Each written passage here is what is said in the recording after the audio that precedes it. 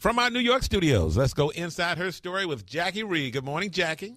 Good morning, Tom, Sybil, and Jay. Listen, you guys, for many women, divorce can not only leave you with a broken heart, but some serious credit problems due to your ex doing things like not paying his bills post-divorce. I met a woman who told me it took her more than 7 years to fix her credit after her divorce. But there are ways to protect yourself. I'm going inside her story with credit repair specialist Paul Oster, who is the CEO of Better Qualify. Good morning, Paul. Listen, now I would think it's during the marriage that a spouse can do the most damage to your credit, depending on what accounts you share. But don't you and your credit reports kind of go separate ways after the divorce? I mean, how can an ex still do damage after the divorce papers are signed? Unfortunately, if a couple gets to the point where they're actually getting a divorce, both spouses, and oftentimes the woman for sure, needs to realize that a divorce decree does not supersede the original creditor agreement. Probably the most important thing that folks are going to take away from today's show. What that means is if a judge orders a spouse to pay all of the credit card bills and their joint accounts, and let's say there's $100,000 worth of debt in those credit card bills, and the woman says, okay, well, if he's going to pay that, and that offsets some of the other monies in the marital settlement agreement, she doesn't take as much from a savings account or a 401k because he's responsible for $100,000. If he does not pay, she is ultimately responsible in the eyes of the creditor. And it's an amazing thing. They don't care what the judge says. If you have joint accounts, it is imperative that they get closed immediately, they get separated, and they get paid. You cannot take his word for it. Obviously, if you're going through a divorce, there were problems already. We see the damage every single day, and I listen to women pouring their hearts out, but the judge said.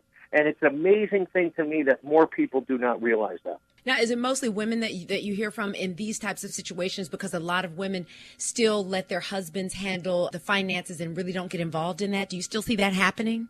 Very large percentage of our clients have come through a divorce, and oftentimes it's the woman who suffers more. Maybe she only has the joint accounts with her husband, and her husband may have other individual accounts. And once the divorce goes through and those accounts get closed or they go into default, now it's a tremendous undertaking to try and reestablish the credit, settle the debt, and move forward in her individual credit life. This may sound crazy, but what happens to the credit if the couple decides to get back together? Then they would both be responsible at that point in time. It won't get any better. No. It doesn't. It doesn't have any effect. The marital status has no effect on credit, other than the fact that you may have joint accounts, together. So I speak all the time in front of groups, and I just tell them, congratulations, you're moving forward. You're going to get married, but you don't have to be married with credit. You can get the same credit cards, just get individual accounts, and you can pay those accounts out of a joint bank account. It's much easier to separate a bank account than it is credit card account. Paul, where can we get more of your tips on all types of credit issues? What's your website? It's betterqualified.com.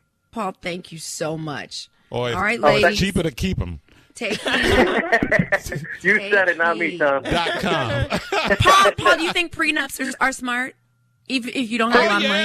Oh, yeah, I can answer that one. No, but do you have to be rich and famous to have a prenup? No, and prenups are smart, but again, they don't supersede original agreement, and it's almost a separate issue to deal with. A prenup will not protect you against credit card default.